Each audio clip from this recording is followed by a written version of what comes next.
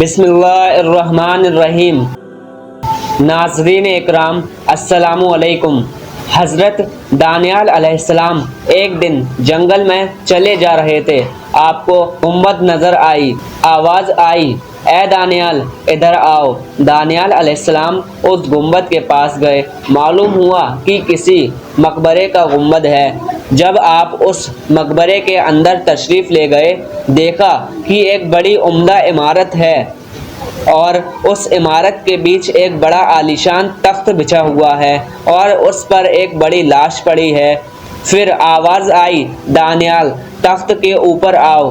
آپ اوپر تشریف لے گئے تو ایک لمبی چوڑی لاش ہے اور لاش کے پاس ایک بے حد عمدہ تلوار رکھی ہے۔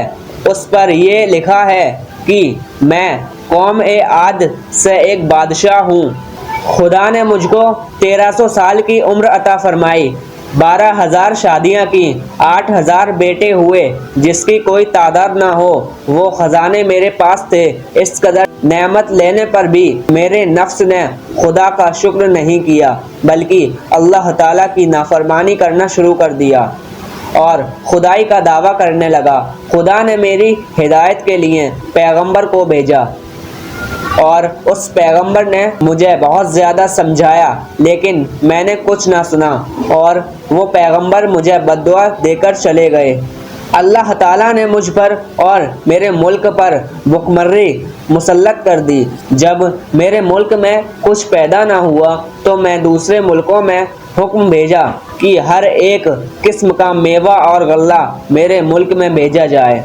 میرے حکم کے اعتبار سے میرے ملک میں غلہ اور میوہ آنے لگا۔ جس وقت وہ میوہ اور غلہ میرے شہر کی سرحد میں داخل ہوا، وہ فوراً مٹی اور کنکڑ میں تبدیل ہو گیا اور وہ ساری محنت بیکار جاتی اور غذا کا کوئی دانہ مجھے نصیب نہ ہوتا۔ اسی طرح 7 دن گزر گئے۔ میرے قلعے سے سارے لوگ چلے گئے اور میں اکیلا رہ گیا۔ سوائے بھوک کے میرے پاس کچھ نہ تھا۔ ایک دن میں بھوک کی شدت سے قلعے کے دروازے پر آیا۔ وہاں مجھے ایک شخص نظر آیا جس کے ہاتھ میں کچھ غلے کے دانے تھے جس کو وہ شخص لیتا چلا جا رہا تھا۔ میں نے اس مسافر سے کہا کہ ایک بڑا برتن بھرا ہوا موتیوں کا مجھ سے لے لو، پر یہ غلہ مجھ کو دے دو، مگر اس نے نہ سنا اور چل دیا۔ انجام یہ ہوا کہ میں اس فاقے کی تکلیف سے مر گیا۔ تو دوستو، خدا سے ہر قسم کی نعمت پا کر اللہ کی ناشکری سے بھوک، فاقہ اور طرح طرح کے عذاب کا سامنا کرنا پڑتا ہے۔ اور اس واقعہ سے معلوم ہوا کہ چاہے کسی کے پاس خزانے کے انبار، دولت، شہرت، عمر کیوں نہ ہو، لیکن اسے ایک نہ ایک دن مرنا ضرور ہے۔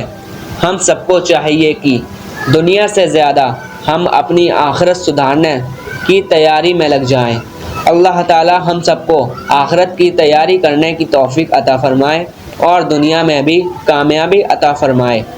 آمین یا رب العالمین۔